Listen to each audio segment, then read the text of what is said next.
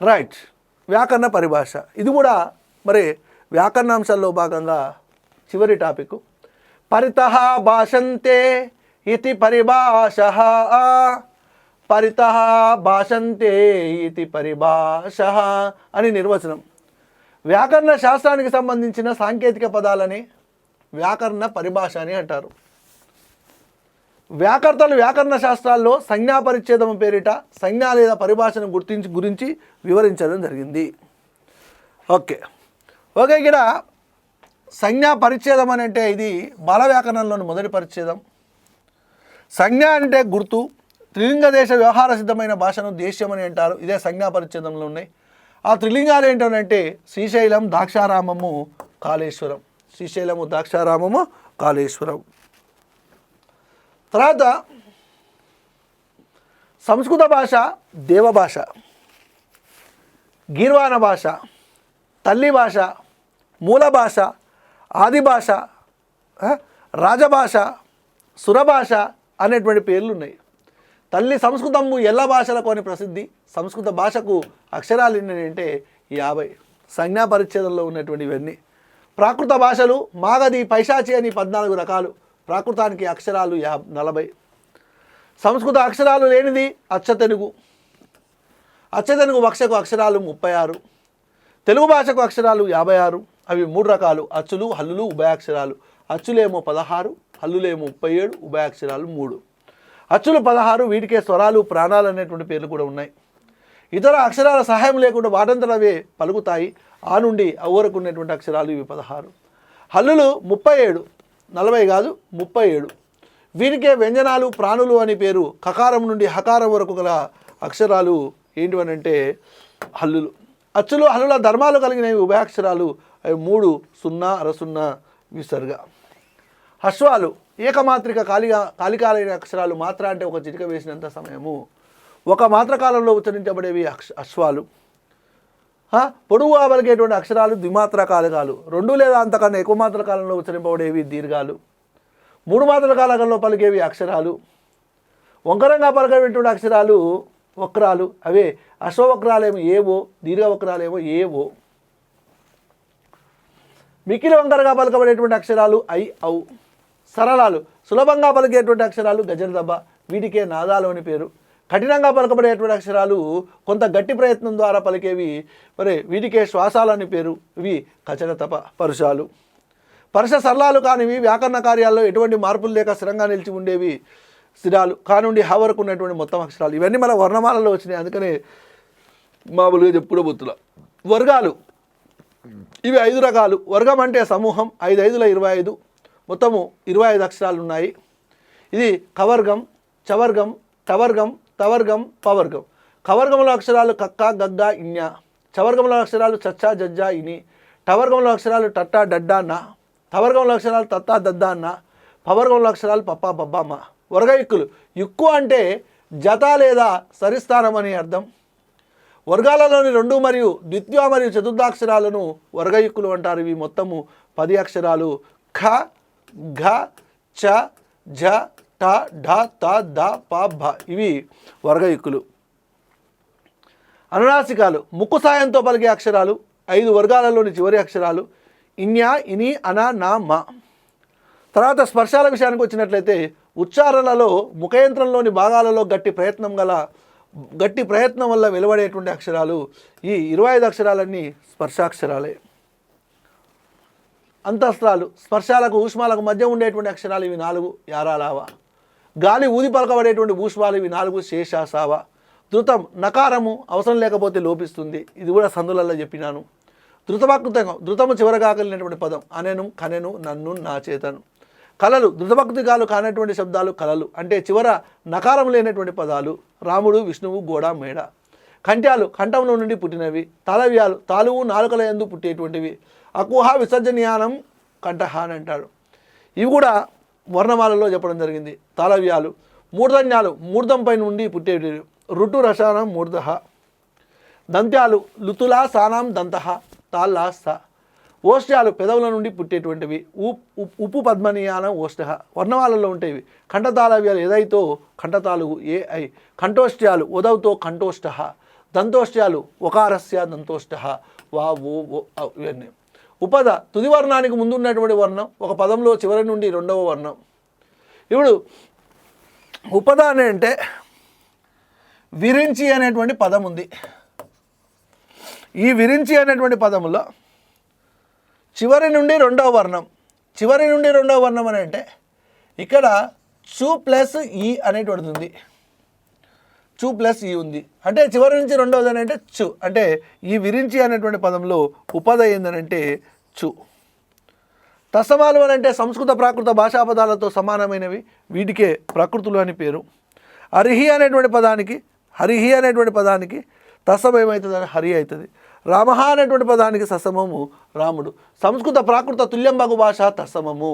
ఇది కూడా ఆల్రెడీ మీకు చెప్పడం జరిగింది.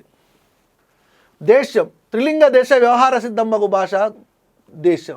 శ్రీశైలం, ద్రాక్షారామం, కాళేశ్వరం 3 లింగాల మధ్య గల ప్రాంతంలో మాట్లాడేటువంటి భాష. అన్యదేశాలు సంస్కృతము కాకుండా ఇతర భాషల నుండి వచ్చి తెలుగులో చేరిన పదాలు కలము, రోడ్డు, స్కూలు, బస్సు. లక్షణ విరుద్ధమైనటువంటి భాష గ్రామ్యం. వ్యాకరణం అంగీకరించినటువంటి భాష. గ్రామాలలో చదువురాని వాళ్ళు మాట్లాడేటువంటి భాష గ్రామ్యం. నెక్స్ట్ అనిత్యాగ్రామ్యాలు. వ్యాకరణ విరుద్ధమైన పెద్దలు చేసిన పదప్రయోగాలు అనిత్యాగ్రామ్యాలు. కరకంఠుడు, ప్రాణగొడ్డము, జీవగర్ర, దినవెచ్చం. ఆగమము మిత్రావద గమహ. ఆగము మిత్రుల్లాగా అదనంగా వచ్చి చేరేటువంటి అక్షరము, మిత్రుల్లాగా. శత్రు ఆదేశ, ఒక అక్షరాన్ని తొలగించి దాని స్థానాన్ని శత్రువులాగా మరో అక్షరము ఆక్రమించడం ఆదేశం. ఇక్కడ సరసము ప్లస్ మాటలో ము ప్లేస్లో ఏమొచ్చింది, పు, అంటే ఇది ఆదేశం. మాయమ్మ అని అంటే ఎక్కడ ఏ అక్షరాలకు ఈ అక్షరాలకు ఎలాంటి నష్టం కలగకుండా యా అనేటువంటిది ఆగమంగా వచ్చింది కాబట్టి యు ఆగమంగా వచ్చింది కాబట్టి యు ఆగమం అవుతుంది. ఇక్కడ ము అనేటువంటి అక్షరాన్ని పు వచ్చింది కాబట్టి ఇక్కడ ఆదేశం. ఏకాదేశం అని అంటే 2 పదాల మధ్య సంధి జరిగినప్పుడు పూర్వపదము చివరి అక్షరము పరపదంలోని మొదటి అక్షరాల్లోని ఒకదాన్ని కానీ లేదా రెండింటిని కానీ తొలగించి మరొక అక్షరము వచ్చి చేరడము. దేవా ప్లస్ ఆలయము, దేవాలయంలో ఆలో మరి ఈ 2 అక్షరాల బదులు ఒక అక్షరం వచ్చి చేరింది కాబట్టి ఇది ఏకాదేశం అవుతుంది. తపరకరణం. అకారాన్ని అత్తు అని, ఇకారాన్ని ఇత్తు అని, ఉకారాన్ని ఉత్తు అని అంటారు. ఈ అత్తు, ఇత్తు, ఉత్తులను ఏమంటారంటే తపరకరణం అని అంటారు. నిత్యం అని అంటే సంధి ఎల్లప్పుడూ జరగడాన్ని నిత్యం అని అంటారు. వైకల్పికం అని అంటే సంధి ఒక మారు జరుగుట, ఒక మారు జరగకపోవడము. దీనికే విభాష అనేటువంటి పేరు. బహుళము అని అంటే ఇక్కడ 4 రకాలు అని పేరు.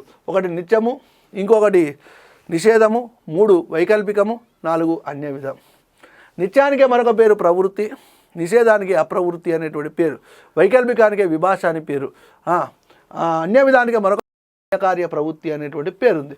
ఆమ్రేడితం అని అంటే ద్విరుక్తమైనటువంటి పరరూపము ఆమ్రేడితం అంటారు. ఒక పదాన్ని 2 సార్లు ఉచ్చరించినప్పుడు రెండవసారి ఉచ్చరింపబడినటువంటి పదాన్ని ఆమ్రేడితం అని అంటారు. ఔరా ప్లస్ ఔరా ఈజ్ ఈక్వల్ టు ఔరౌరా అని అన్నప్పుడు ఇందులో రెండోసారి ఉచ్చరించినటువంటి ఔరా అనేటువంటిది ఏమవుతుందంటే ఆమ్రేడితము అవుతుంది. సంశ్లేషణ అంటే మీది హల్లుతో కూడుకొని ఉండడము. పూచన్ ప్లస్ కలవలు అన్నప్పుడు ఇక్కడ పూచన్ కా అనేటువంటిది గాగా మారుతుంది. ఈ నా గా 2 కలిసిపోవడాన్ని ఏమంటారంటే సంశ్లేష. వార్తికం అంటే ప్రధాన అంశాలను బోధించేవి సూత్రాలు, మిగిలిన మరికొన్ని అంశాలను పూరించేవి వార్తికాలు. ఓకేనా, రైట్. ఇవన్నీ భాషాంశాలుగా మనము చెప్పుకోవచ్చు. ఇంకా కొన్ని ఉన్నాయి చూద్దాం. వ్యాకరణ పరిభాషలోనే ఇంకా కొన్ని ఉన్నాయి చూద్దాం. వృత్తి అని అంటే పరార్థాభిధానం వృత్తి అంటే ఇది ఒక సంస్కృత సంజ్ఞ. అంటే ఇక్కడ పరార్థాభిధానం వృత్తి అని అంటే ఇతర అర్థాన్ని తెలిపేటువంటిది అన్నమాట. వృత్తి అని అంటే విభక్తి అని అంటే పదాల మధ్య ఉండే పరస్పర సంబంధాన్ని తెలిపేటువంటిది విభక్తి అంటే విభాగం అనే అర్థం. విభక్తుల గురించి తెలిపేటువంటివే ప్రత్యయాలు. వీటి గురించి కూడా ఆల్రెడీ చెప్పడం జరిగింది. ఔపవిభక్తికాలు అంటే ఉపవిభక్తులనే ఔపవిభక్తికాలు అంటారు. ఇవి ఈటీతీలు విభక్తికి ముందు వచ్చి చేరుతాయి. వీటి గురించి కూడా మనకు మొదట్లో చెప్పడం జరిగింది. ప్రత్యయాలు, ఉచ్చారణ, ప్రాతిపాదిక ప్రత్యయాల గురించి చెప్పడం జరిగింది. ప్రత్యయం ప్రథమాది విభక్తులను తెలిపేటువంటి డూమువులు, వీటికే వర్ణకాలు అనేటువంటి పేరు, ఇది కూడా అక్కడ చెప్పడం జరిగింది. ఆర్చికం అని అంటే అచ్చతెనుగు శబ్దాలను ఆర్చికాలు అని అంటారు. సంస్కృత సమాలు కానటువంటివి అంటే తత్సమాలు కాకుండా సంస్కృత పదాలు కాకుండా మిగిలినటువంటివి పదాలు ఉంటాయి చూసినా, కేవలం అచ్చతెనుగు పదాలు ఉంటాయి చూసిరా, వాటినే ఏమంటారు అంటే ఆర్చికాలు అని అంటారు. క్వార్థకం, ఇవి క్రియలలో వస్తాయి. భూతకాలిక అసమాపక క్రియను క్వార్థకం అని అంటారు. ఒక వాక్యంలో ఒకటి కంటే ఎక్కువ క్రియలు ఉన్నప్పుడు చివరి క్రియకు తప్ప మిగతా అన్నిటికీ చివర ఏమొస్తుందని అంటే ఈ అనేటువంటిది వస్తుంది. అంటే భూతకాలిక అసమాపక క్రియ అంటే ధాతువునకు ఈ చేరింది అనుకోండి, ఈ చేరితే దాన్ని ఏమంటారంటే భూతకాలిక సమాపక క్రియ అంటారు. దాన్ని త్వార్థం అని అంటారు, క్వార్థకం అని కూడా అంటారు. ఇప్పుడు చేసి అని ఉంది, చేసిలో చివరిలో ఏముంది, ఈ ఉంది కాబట్టి అది త్వార్థం అవుతుంది. లంకకు వెళ్ళిలో ఏముంది, ఈ ఉంది. కట్టిలో ఏముంది, ఈ ఉంది. తినిలో ఏముంటుంది, ఈ ఉంటుంది. ఇవన్నీ క్వార్థకాలు అవుతాయి. నెక్స్ట్ శబ్ద పల్లవాలు అని అంటే ధాతువులు నామవాచకాలు క్రియాపదాలను అనుసరించి ఇతర ధాతువులు ప్రయోగించబడినట్లయితే అవి కొత్త అర్థాలనిచ్చే వేరే ధాతువులుగా తయారవుతాయి. అంటే ఏం లేదు, ధాతువు అని అంటే క్రియ యొక్క మూల రూపం, నామవాచకం అంటే పేరు, పని తెలియజేసేటువంటిది క్రియ. వీటిని అనుసరించి ఇతర ధాతువులు ప్రయోగించబడినట్లయితే వేరే ధాతువులు ప్రయోగించబడింటే మేలుకొను, కూరుచుచుండు, ఏరుపడు అనేటువంటి కొత్త ధాతువులు, వీటిని అనుసరించి కొత్త ధాతువులు ప్రయోగిస్తే వాటిని ఏమంటారంటే శబ్ద ధాతువులు అని అంటారు. ఉపసర్గలు, నెక్స్ట్ ఉపసర్గలు అని అంటే ముందు వచ్చి చేరేటువంటివి. ఇప్పుడు ప్రహారము అని అన్నాం, అది ప్ర అనేటువంటి ఉపసర్గ. పరాజయంలో ప్రతిహారం ప్రతి, పరిస్థితి, ఇట్లా అతి, అది, అభి, అవ, అను, అప, ఉప, సకు, సు, ని, వి, నిర్, దుర్, ఉత్, అపి, ఆ, ఈ అంటే ఈ పదాలు ఉపసర్గాలు అని అంటే ఏం లేదండి, ముందు వచ్చేటువంటి పదాలు. ఇప్పుడు ఆ ప్లస్ ఆరం ఆహారం అని అన్నాం, ఈ ఆ అనేటువంటిది ఏమవుతుంది అంటే ఉపసర్గ అవుతుంది. ప్రా ప్లస్ భావం ప్రభావం, ఈ ప్రా అనేటువంటిది ఏమవుతుంది అంటే ఉపసర్గ అవుతుంది. అను ప్లస్ మానము, అను అనేటువంటిది ఏమవుతుందంటే ఉపసర్గం అవుతుంది.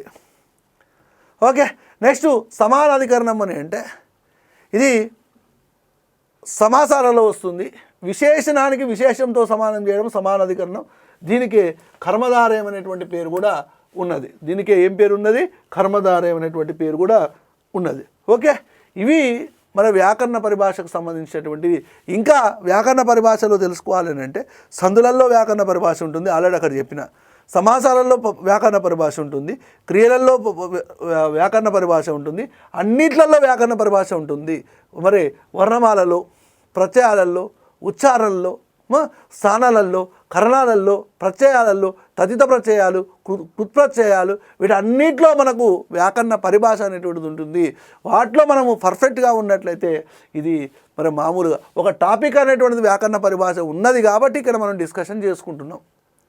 మరి లేకపోతే అదేందో అని అనుకుంటారని ఉద్దేశంతో దీన్ని డిస్కషన్ చేస్తున్నా. వ్యాకరణ పరిభాష అంటే ఏం లేదు, వ్యాకరణంలో ఉపయోగించినటువంటి పదాలనే వ్యాకరణ పరిభాష అని అంటారు. ఓకే, ఇది భాషాంశాలకు సంబంధించినటువంటి వ్యాకరణ పరిభాష. Okay, thank you.